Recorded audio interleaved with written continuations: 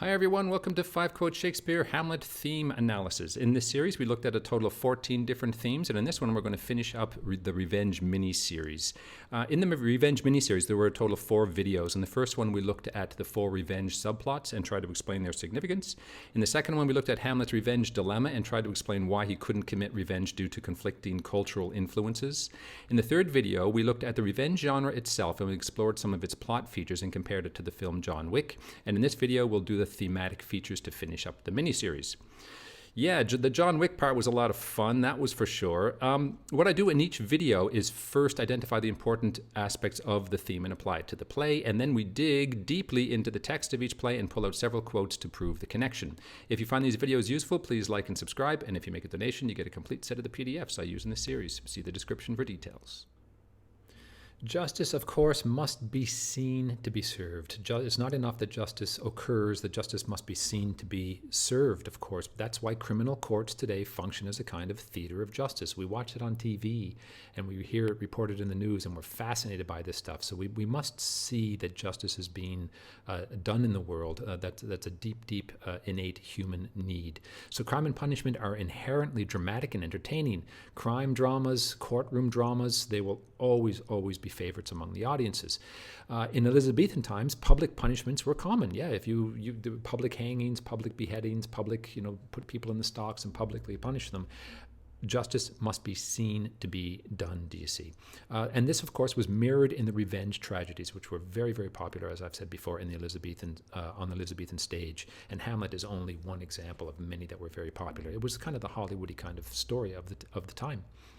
So this was mirrored in the revenge tragedies of the age, whose revenge acts were highly theatrical and often contained theatrical and references and motifs. And Hamlet is filled with motifs. Motifs are these patterns that repeat and repeat and repeat through a work of art, and Hamlet is full of those. Hamlet contains many references to drama and acting.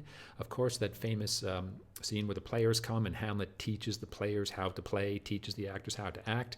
That's all Shakespeare riffing on the justice as theater motif. He's inserting these motifs throughout the play to create unity and harmony of dramatic action and theme.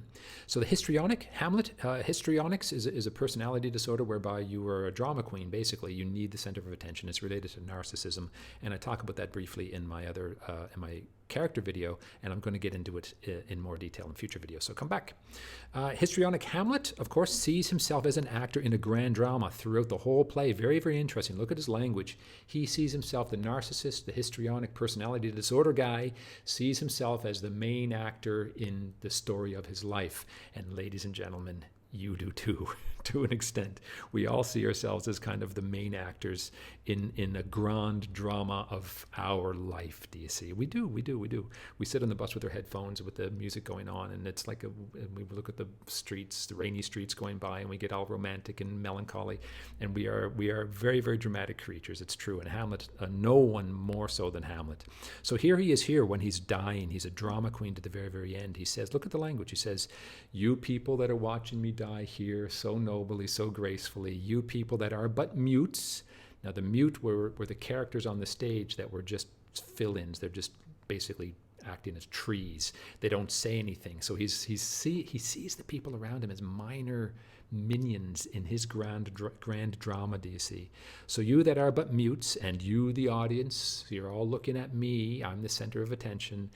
You audience to this act, if I had time, I would tell you my tale, but here, I have to die, do you see? Shakespeare does that on purpose to highlight. There was no such thing as histrionic or narcissism, personality disorder, borderline. There was no such thing in those days because science hadn't codified the behavior as maladaptive and pathological. But Shakespeare didn't need a scientist to tell him. Shakespeare knew human nature, and that's the kind of guy that Hamlet is. Let me in that same vein, let me stay with Act 5. Go back a little bit. Hamlet says when he sees Laertes lamenting the loss of his sister, and he jumps into with great dramatic flair, Laertes jumps into the grave of Ophelia and hugs her. Hamlet, the histrionic narcissist, he can't stand somebody upstaging him, literally upstaging. Do you see? Upstaging him. He can't stand that. And so he bursts forth and says, "Here I am, This is I, Hamlet the Dane. Everybody look at me, not Laertes. He says, what is he whose grief bears such an emphasis? That's an acting term to emphasize language. Who is he, Laertes, that bears such emphasis? Who is pretending to love her? Whose phrase of sorrow conjures the wandering stars?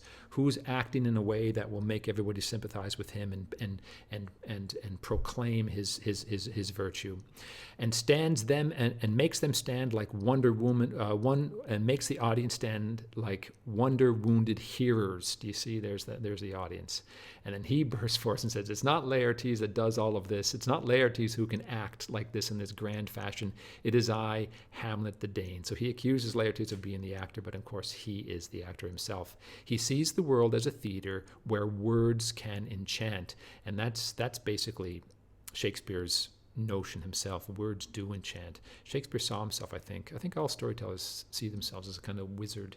They plant these visions in people's minds, almost like magic. Now, the John Wick context is very, very different because this is a modern revenge story, and the modern revenge stories tend to be quite different, not quite as histrionic. So modern revenge is often private. It's the stoicism that we admire in the modern revenge hero, I think. They don't necessarily need attention. They just do it quietly and satisfy themselves and move on with life. That's very often the case. So modern revenge is often private. The stoic hero does not expect public display of justice. Yeah, I think that's true for not necessarily all revenge flicks, but generally. The movie itself, however, is a public correction of the injustice of the world in which the audience participates vicariously. So we've talked about that in this video already. So yes, it is. We see John Wick get revenge, and we are satisfied. That's a public display. So even in that regard, revenge as theater performance is very much part. Theater performance is very much part of the revenge genre. That's what I'm trying to argue. A little bit more evidence from Hamlet here. Oh yeah, this is crazy. Back again at an Act 5 at the end of the play. The resolution of the play is expressed explicitly in terms of display, performance, announcement, drama. Look at the words: report, tell, story, warlike volley. That's the shots of the cannon to announce something, do you see? Hear, voice, tell, sight, search, ears, hearing, tell, stage, view, speak, audience, mouth, voice, performed. And these words are not just said once. Most of these words, or a lot of these words, are repeated several times, 2 and 3 times, do you see? And it basically reads like a dramatist's job description. Okay, so there's Shakespeare riffing on the idea of revenge as theater, but also the other revenge genres of the age, the other revenge plays of the age did the same kind of thing. More evidence here. Horatio, he's trying to explain what happened. So Fortinbras comes in and sees this mess, and Horatio tries to explain it. Horatio says, "Give order that these bodies high on a stage be placed to the view, and let them speak to the yet unknowing world about how these things came about." So Hamlet's explanation of how things are played out is going to be revealed in dramatic terms. We got the word stage, we got the word view, and we got the word speak, and I will speak about all of this, do you see? So he's going to take center stage. He's going to be the storyteller. He's going to be the Shakespeare for Fortinbras and everybody else. This is somewhat different. It's a somewhat different take on it. Again, as I said, the motif is a pattern that's repeated. In a work of art, you've got to repeat these certain elements to create a sense of harmony for the whole work. And we see this too in the stories within a story. They're not just randomly chosen. Shakespeare has them in there because they support the theme that I'm talking about, which is that revenge is a very, very dramatic endeavor. Both stories within a story are dramatic tales of revenge and or justice. So the Pyrrhus Priam story it displays a vicarious theatrical display of revenge that Hamlet is watching, and Hamlet, like us, the audience, when we watch John Wick, we see ourselves as John Wick writing the world. Hamlet sees himself as Pyrrhus and the Priam adventure, the avenging hero getting revenge for the death of his father. So that's the vicarious enjoyment that Hamlet gets. And this is what the player says. He says, see how dramatic it is? Unequal matched Pyrrhus at Priam drives. And it's a very, very over-the-top dramatic depiction of the revenge. The play within a play, the Gonzago play that Hamlet uses to catch the conscience of the king. It's a display of crime as evidence for the prosecution, so that again, that's an example of revenge as drama, as theater.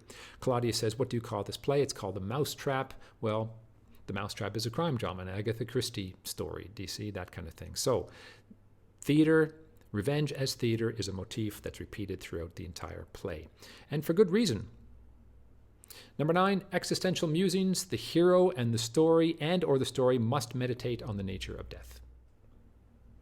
And that was 5 Quote Shakespeare Hamlet theme analysis, the end of the Revenge mini-series. I hope you enjoyed it, and if you did, come back for my next video, Thought versus Action. If you found these videos useful, please like and subscribe, and if you make a donation, you get a complete set of the PDFs I use in this series. See the description for details. Thanks for watching.